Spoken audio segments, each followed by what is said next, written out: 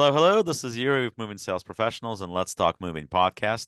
And with me today, I have Dave Turano, who is an executive advisor, coach, and situational sounding board, host of Cut Through the Noise podcast. His company, JCE Consulting, named after his kids, is based in Canton, Massachusetts.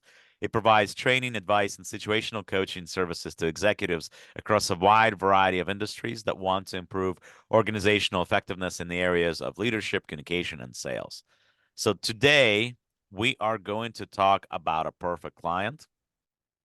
So, Dave, what is a perfect client? Is there such a thing? That's a good question, Yuri. Thanks for having me, by the way. And it's JCE, the company's named JC, after my kids. I Yeah. apologize. No, that's JC. all right. That's all right. I think the perfect client, it's such a tough question to answer because it's going to be different for every company out there, every individual out there that's selling something. But for me, it's a company or an organization that values what it is that I do. I'm an executive coach, a situational sounding board. Companies leverage me to improve communication internally and externally with their clients. So when an organization values those services and is willing to give me the time to get to know them and build relationship with me, they're ideal. Those that don't are less than ideal. So again, it depends on the industry and it depends on what it is that you're selling. But I found over the years that a lot of salespeople, if you want to just talk sales for a second, is they're not necessarily looking for the ideal client. They're just looking for somebody that's going to buy something from them. They're trying to hit a number, trying to get somebody on the phone to hit a quota, and they're not always looking for the best relationship. So I don't know if Right. that answers your question. No, it does. And now for a quick message from our sponsors. For limited time only, we have partnered with an SEO and marketing company with discounted rates for their services. Schedule an appointment via Calendly link below to learn more. Thank you. And now getting back to the podcast. It does. And it very much also works in terms of what we're doing as well.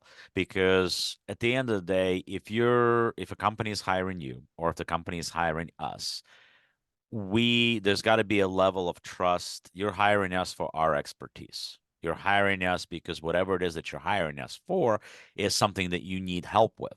What does that mean? That means that whatever you were doing up to hiring us was not working either at all or to the level that you would have liked. Right.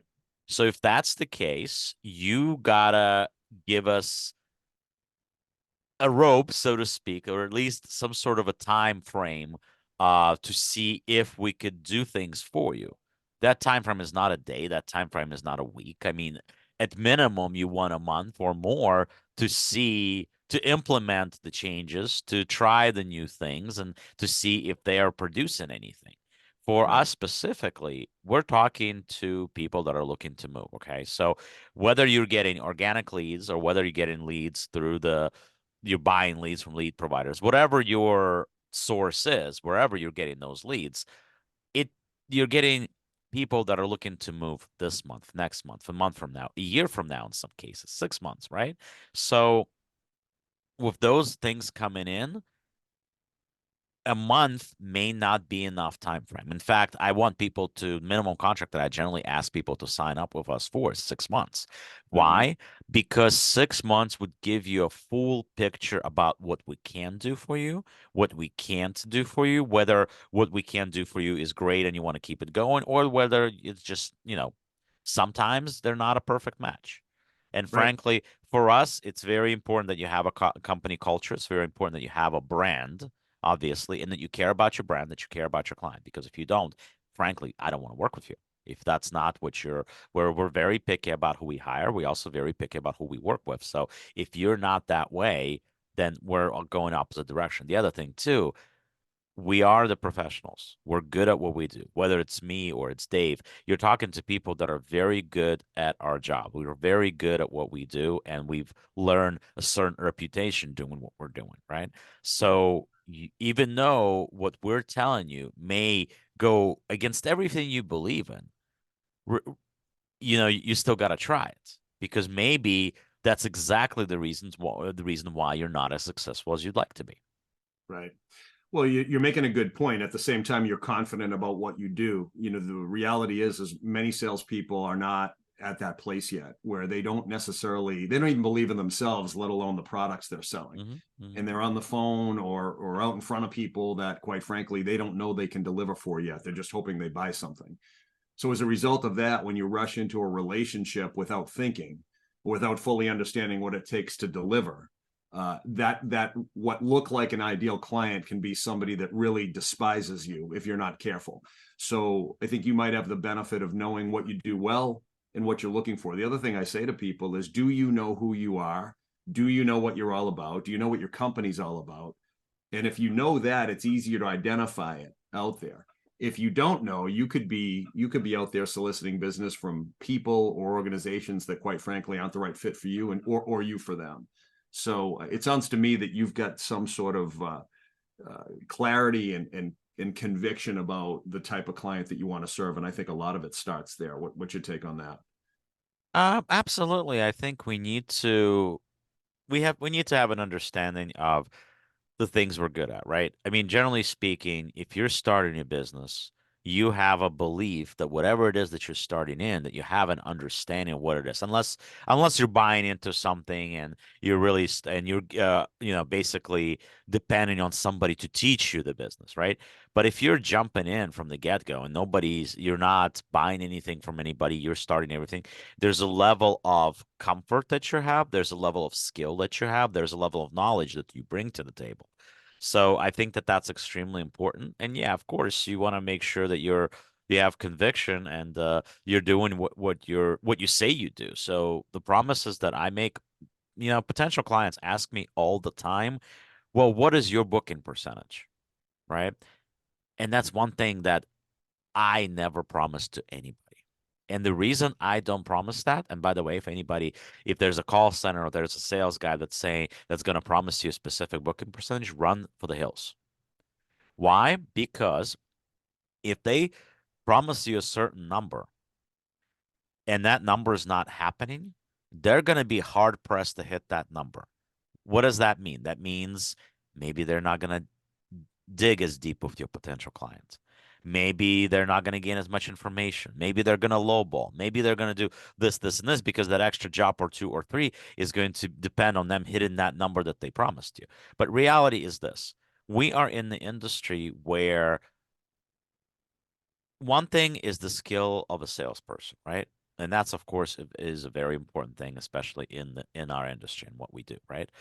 But you can be the absolute greatest salesperson in the world. If the product is not there, it's going to show. You're still going to get clients, you're still going to book jobs, but it's not going to be to the extent. So, what I say all the time is if you're a company that's just starting out, you don't have to charge 50, $60 an hour like you used to in the old days. You definitely don't. But if there's a company that's next door to you that's been in business for 20 years, that has great ratings, great reviews, great everything, right? You should not be charging what they're charging, and you definitely should not be charging more than them. You can be less, $5 less than that, or you could be $10 less than that, right? You don't have to really go too much lower than that to challenge, right? To be able to book jobs away. But you don't want to be on the same because all that company, if they have a half decent, they don't have to have a great salesman. All they have to have is a salesman that understands, then they can say, well, you got a quote from this other company. You got the same number from me, except I've been doing this for 20 years. Mm-hmm. What do you value? Somebody that's brand new that has nothing out there about them, or would you rather take a company with experience of hundreds of reviews? What would you choose if the money is the same? What would you choose? Frankly, if I was that 20-year company, I would say, well, what would you choose? Would you rather pay a little bit more for experience? Wouldn't the value be there? I would build the value. Yeah, it's funny because I was just talking to a company in a totally different space than you and I service on a regular basis that thrived during the pandemic. Actually, a lot of my clients thrived during the pandemic. And now for a word from our sponsors. If you're a moving business owner, you may have already heard of Moversville, an email marketing service that helps moving companies increase, repeat, and referral business. But have you heard of Moversville Connect? Moversville Connect is an incredible resource for all things moving. They feature an array of vendors and services that cater specifically to the moving industry. You can find companies that provide moving software, moving sales services, marketing services, moving equipment providers, and much, much more. Visit moversville.com today to learn more. And All the moving companies did extremely well during the pandemic, ironically enough. yeah, so So it as bad as it was like people had like record-breaking yeah, years. absolutely. So it didn't hurt everybody. But one of them actually said to me recently, and this is a newer client. I don't know them well, but I was on the phone with them a couple of weeks ago, and they said we really did a bad job communicating. We during the pandemic, we charged a ton. We didn't return calls because we knew what we had was needed, and we knew the clients couldn't go anywhere else. Mm-hmm. And today they're paying the price for that. Mm-hmm. So it's interesting because just because you're a good salesperson or just because you have experience, and these folks have experience, doesn't mean that poor service or breakdowns in communication are going to be tolerated for long. The other thing you mentioned is the ability to deliver. You could be a great salesperson and you can get in the door and secure deals and contracts with almost anybody. But if your company can't deliver because they don't respond or they don't have product Mm-hmm. or they can't access materials or they, whatever you sell, right? It's going to be different. The client's only going to tolerate that for so long. So your relationship will get you only so far. Mm-hmm. And so you got to look at it and say, if I'm out there looking for an ideal client and I'm making promises and commitments, hopefully not over promising and over committing to something that I can't deliver, I'm going to pay the price for that. Absolutely. And the other thing too is that regarding paying the price for it too, even if you're the only business in town, okay, there's some companies that have they may be the only business in town, right? So people are going to go to them automatically. Just because you're the only business in town, that doesn't mean you should be treating your clients like crap, because sooner or later That's right. somebody's going to show up. And Absolutely. when they do, they're going to shove your mistreatment of people and your mistreatment of the community or in your mistreatment of clients in that area where you've had so-called monopoly simply because there was nobody else to challenge you, right? Yes. Uh, Yes. they're going to shove it up down your throat. Sooner or later, that will happen. So just because you're the only show in town, that doesn't mean that you should treat people differently because they don't have a choice. That doesn't mean that you should be overpricing them because you can. You can, sure. Yeah. But you also got to remain a human and you also got to work in that community. And your people have to walk around and look other people in their faces in that community. And if it's a small community, small enough community, they will know you. They will know the workers that work for you. They will know whatever. Do you really want for there to be a bad bad things, bad juju going on about your company? You really don't want that. I truly believe that whatever positivity or negativity you put out in the universe, it will come back to you. So Absolutely. you Well, gotta, it's karma. It's not everyone believes in that, sure, but overall, it's about you want to. At the end of the day, us as businessmen or people in general, we want to feel good about what we do. yeah. Our workers want to feel good about what they do. They want to feel like they're helping somebody. They want to feel like they're doing a good thing. And that's also one of the reasons why I, mentioned companies like Move for Hunger, for example. Why I mention that fairly often on my podcast is because I think that if you have a way of helping your community, I mean, honestly, it's not going to work with somebody like Move for Hunger is not going to cost you all that much, Mm-hmm. but it's going to make your company look good. It's going to make the people that work for your company feel good, Mm-hmm. right? Because not only are you providing a service that's needed, you're actually giving back. Absolutely. It's so true. When you asked me initially about the ideal client, it's making me think about some of the examples you're bringing up now, giving back, doing good in your community. That's part of knowing who you are. And if you know who you are, you're going to attract that. If you don't know who you are, you could attract something else. And so if you look at your business model, whether you do what you do, setting up appointments for moving companies or doing what I do, coaching and advising, executive level folks, you've got to be clear about what it is that you want, what it is that you bring to the table, what it is that you value. And so to that end, I'm looking for long-term relationships. I've got clients I've been working with for 10 years. Right. It's not an in and out relationship. It could Yeah, be 5. those are the words that I use all the time. You definitely want long term. Yeah, I mean, my minimum contracts are 6 months, but every conversation I have about that, I say it's minimum 6 months, but I want you with me for years. Right. And so in order for that to happen, you can't have a short-term quick No. fix. I got to close a deal mindset. And so when you think about ideal clients, if you want long-term, if anybody wants long-term, are you treating them long-term? Are you acting as if you want long-term? If I have a new relationship with I just signed up. I have a little bit of a membership with this facility down the street from my house. It's an entertainment place. You Hmm. can play some golf and all that stuff. I won't name the name. I love going there, but I will say this. When I went in, very nice people. Hmm. Everybody's really, really nice, but they're on you like a dog on a bone. And the smiling and the butt kissing and the upselling is painful. They're trying to make short-term sales on, can we offer you this? Let me tell you about this promotion. It's to the point where I don't want to, it's you want to go in with like, I want to put a mask on Right. before I go in there because I feel Right. noticed every time I walk in. I don't like that. And I've said to them, look, I don't Well, want to be right, noticed. but I think with things like that, it depends on the personality of the person because some people like that. Some people like I don't want anybody to kiss my butt. I really Right? don't. It's like I dislike that. It like honestly, it leaves a bad taste in my mouth. It's Yeah. like no, get away, please. If I want to do something, I'll do it. But some people like that type of thing. Some I don't know if they weren't loved enough as a child, or or maybe they had a job their boss was really belittling them, or maybe they had a hard time in school because they were the nerd or whoever. Yeah. Maybe they were not somebody that's has all the attention, not the jock, not the cheerleader, not whatever, right? But some of them are like that because at this point 30 years later, they're 40 plus years old and they've reached a certain level in their life and they want that butt kissing. Yeah. But I think that's gotta as salespeople and in general people that work with businesses, I think we need to recognize who we're getting, right? Like I always tell my salespeople, I want you to continue calling potential clients until the move date passes. Yeah, Yeah. we're going to get some people that are going to say, you've called me too much. I'm not going to book with you. You'll get that. You will.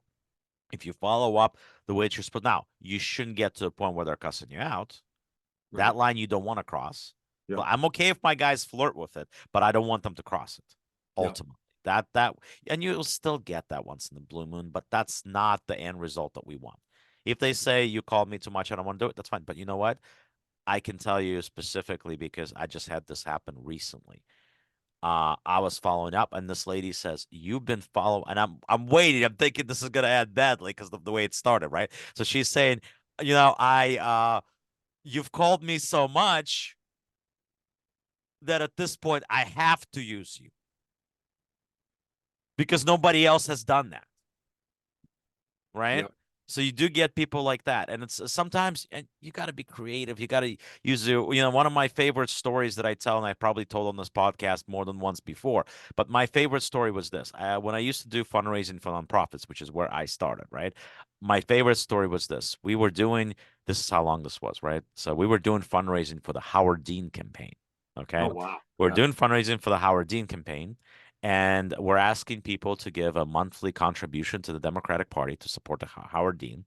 And I get this lady, probably in her mid to late 80s, and I'm down to my $10 a month ask, and I'm like, ma'am, you probably spend more than that on your dog food or your cat food in a week. Yes, but my cat cuddles with me. Well, ma'am, if I could send a few good Democrats over your house right now, I'd do it. Now you're talking. At that point, both of us are laughing. She's like, "You're a good salesman. I'll do it." You There know? you So you got to be creative and you got to be friendly with people. And you got to sometimes it's okay to make a joke. Not everybody's going to get it. Maybe you don't have the greatest sense of humor, but it's, as salespeople, as people to talk to people all the time, we got to feel who we're talking to. Well, And to what can we call them by their first name? Do we have to say Mr.? I generally call people by their first name unless I'm told otherwise.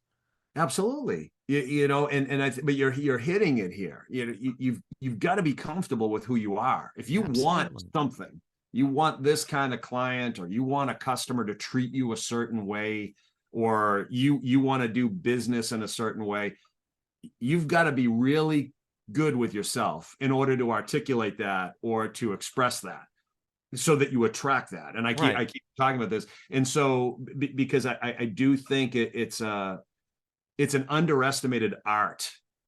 I don't even know if it's a skill. It's being able to see, how you occur to other people so that you can build that relationship, so that you can call them by their first name. I can't even imagine not referring to a client by their first name. I can't imagine not texting any CEO that I've ever worked with. Like, these people are very much available to people like me when there's trust present. And the only way there's going to be trust is for you to be good with who you are and to be comfortable with who you are, so that you can tell a joke and that you can call them by their first name, or you might be able to drop them a text on a Sunday morning if you have a question. Right. I'm sure there's plenty of people that consider me annoying, and that's fine. But I have no problem with that. I'm comfortable in my own skin. I don't care. Yeah.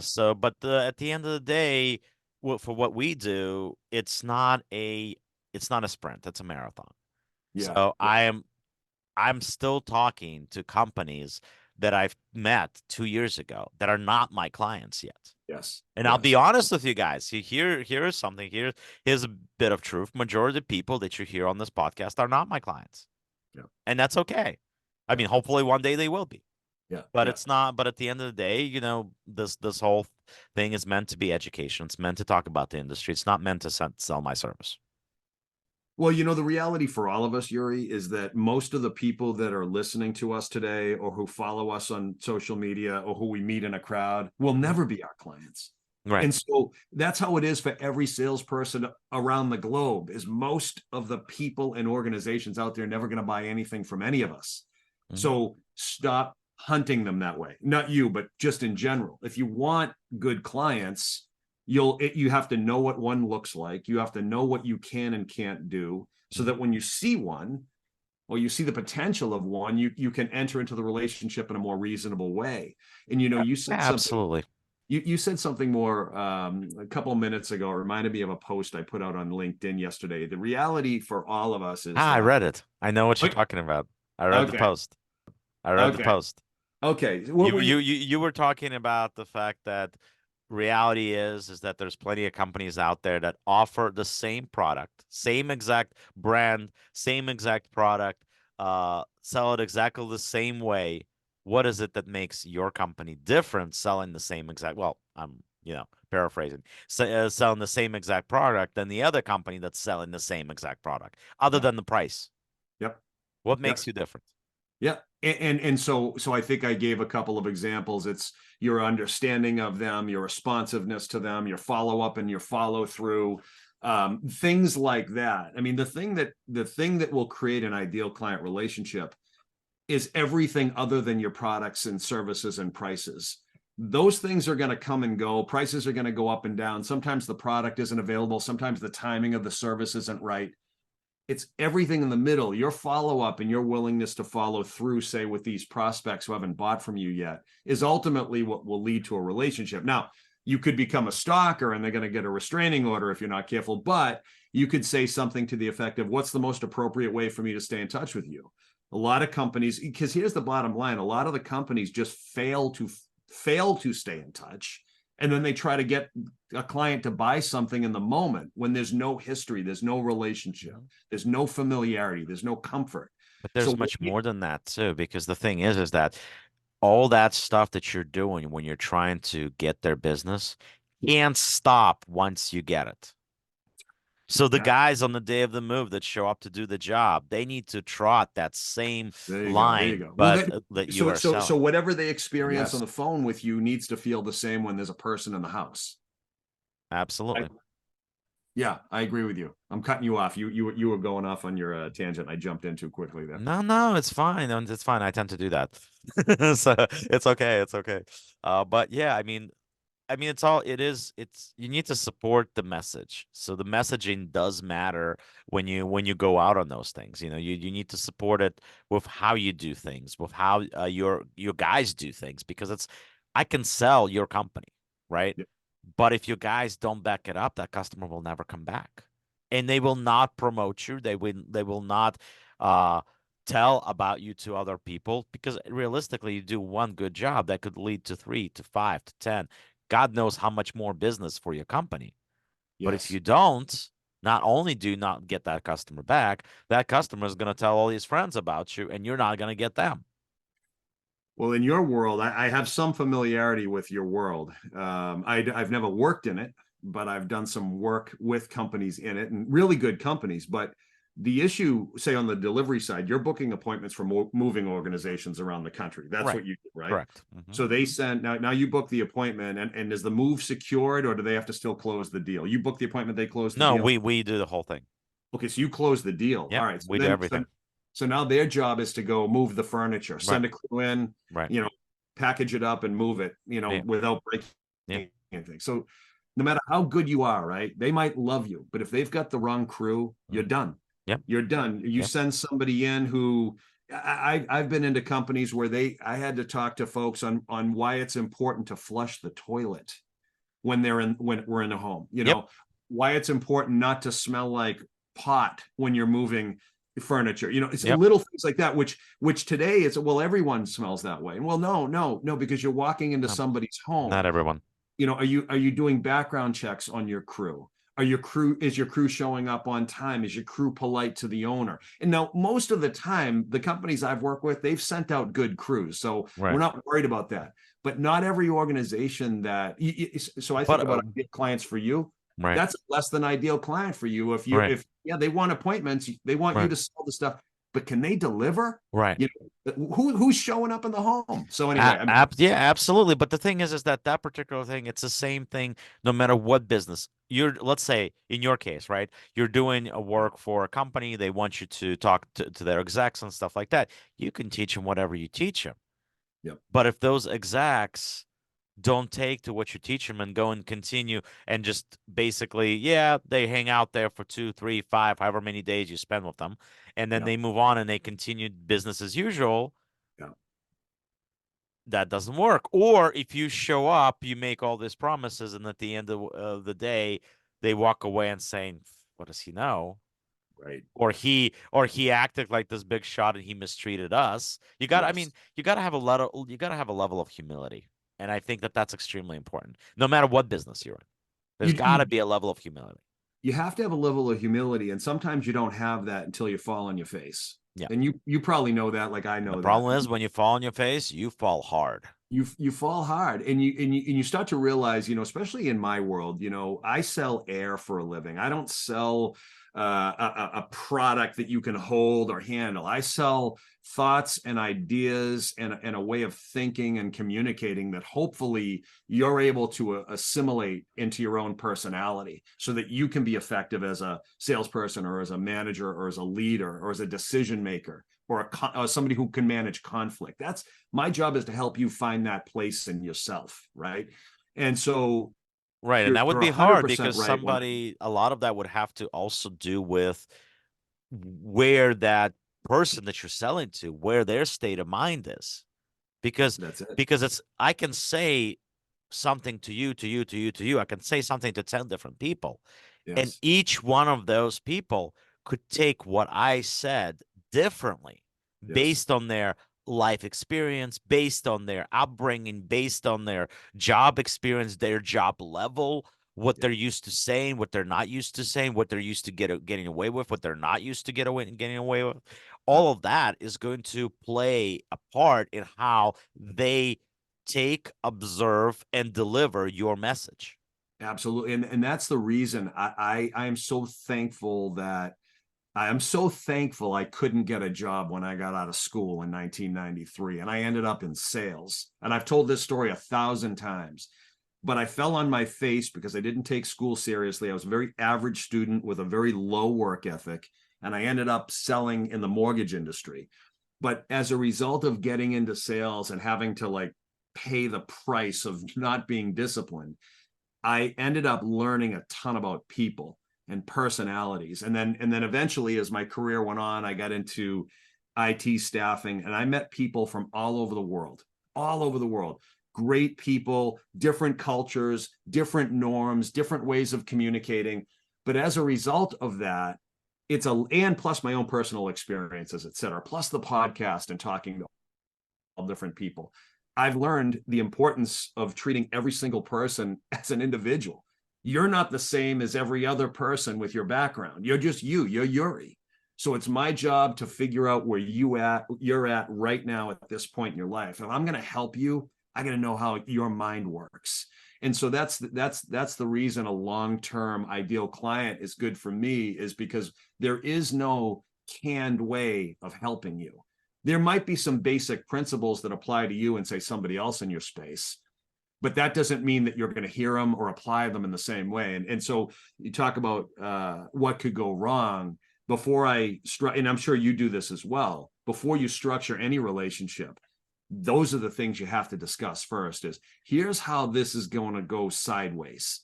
Mm-hmm. And for me, I always say, if you're looking for me to validate you, this is going to go sideways. If you don't apply or act on what we talk about, this is going to go sideways. If you don't hold your team accountable, forget it.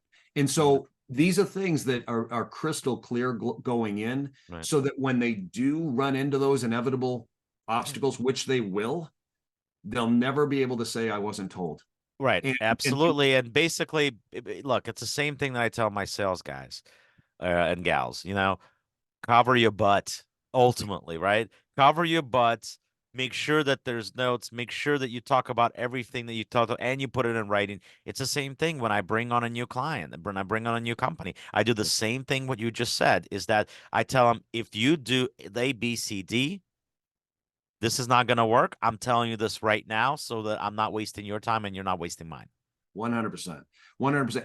And as well as I that the obstacles are going to happen sometimes. They really are.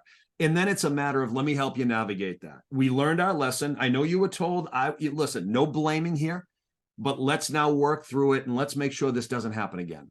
Right. And sometimes it does. But again, it's teaching people how to execute when things go wrong. And especially in a world like you're selling a product and you're selling a service that you can't control. And when you're selling the idea of people serving other people, things go wrong. Bad moods, bad days, hangovers. You're dealing with people whose ups and downs fluctuate from day to day and week to week. And you're hoping that and it's your job that's the bottom line, is we're dealing with people. Yeah. And people are unpredictable, panicky creatures that tend to, that's the best word probably, right? That's fair. That's good. That put us in positions that we don't always want to be in. So you can't, it's the same thing as salespeople. There's things that we can control. There's things that we can't control. And that's precisely why I don't guarantee a booking percentage, because I can't control every step of the process. Yes. There's only certain things that I can control. I can't control what the person on the other end is going to do. We show up on the day of the move, they have 300 more boxes than they ever told us about. I can't control that they didn't disclose it. Sure. I can ask a billion times, are you sure there's nothing else? The funny thing is that every time you ask that question, suddenly 3 more furniture pieces and 10 more boxes comes out of nowhere. Yeah. Well, and in those situations, I would think that on the front end of those calls, it's like, so here's what's going to happen. Based on this is what the price is. Now, in the event that we show up and we find this is what the new price is going to be. Right. But the funny part about that, and every moving company owner is going to laugh at this when they hear me say this, the funny part of it is that we hear this all the time. And despite that, we're still going to say here, oh, Yuriy told me that was everything. Or Yuriy told me packing was included. Or Yuriy told me this was included. Or that was included. Even though you said it 5 times, this is not included. Even though you said 5 times. And he asked, is that everything? So yes, Mrs. Jones, you're doing your own packing, correct? Yeah. And do you spell it out and then link your client with the customer, say we work a little different than that. So we have direct contracts with moving companies. Yeah. So so realistically, their clients will never hear moving sales professionals. Right. They'll hear company ABC. They'll hear John working from company ABC. The way that we do it, it's designed for them to not feel like they're talking to a call center. Yeah. That's the whole idea. The whole idea is that we create the same kind of relationship. We build the same type of conversation that you would if you're physically sitting in your own office Got it. somewhere in Massachusetts or Florida or anywhere else in the world for that matter. Understood. Okay. Got it. Okay. So, but this has been fun. We can talk about this stuff all day. We could talk about perfect clients. At the end of the day, you want a relationship where your client understands what your expectations are. You understand what their expectations are. And those expectations, if they meet and they're followed up on, they should lead to a good, long, fruitful relationship for both parties. It's Yeah. when people think, okay, well, yes, yes, yes, I'm going to nod my head, yes, yes, yes, but then I'm going to do what I usually do. And that usually is something that hasn't worked or has led you to problems. That's when it's not going to work out in the long run. Yeah. I mean, you're hitting it there because, ideal, an ideal relationship is with somebody or some entity or some company that allows for things to go wrong and there's a willingness to work through those things. And when you Right. manage the expectations and you talk about what could go wrong, it's easier because the relationship is made in those moments. It's not made in being perfect all the time. We're people. Absolutely. Things go wrong. So how are we going to treat each other if something goes wrong is the question. In an ideal relationship, we'll say, we'll talk about it. We'll Right. we'll fix it. I That's think right. That is the ideal relationship. That's ultimately what we want, whether it's my ideal client or yours. yes, and one last comment to that is it's the timing of it. If you and I are working together and I tell you in the 11th hour we have a problem, you're not going to be patient with me for very long. But if I tell you early, or if I tell you, or if it's an unusual thing, and I say, "Hey, Yuri, we got an issue. Can we talk about it? This could go wrong on Monday if we don't talk now." You're going to be more accepting of that. So Of some of it course. is the timing. So, and I like you said, I could go on and talk about this Yeah, for we hours we as can well. we can. But in this case, we are the ideal clients for each other potentially, right? But Absolutely. anyway, it's a pleasure having you. Thank you so much. And guys, thank you very much for tuning in. And as I always say, the world moves on its own, so let the professionals move yours for you. Thank you for joining Let's Talk Moving, and we'll talk soon.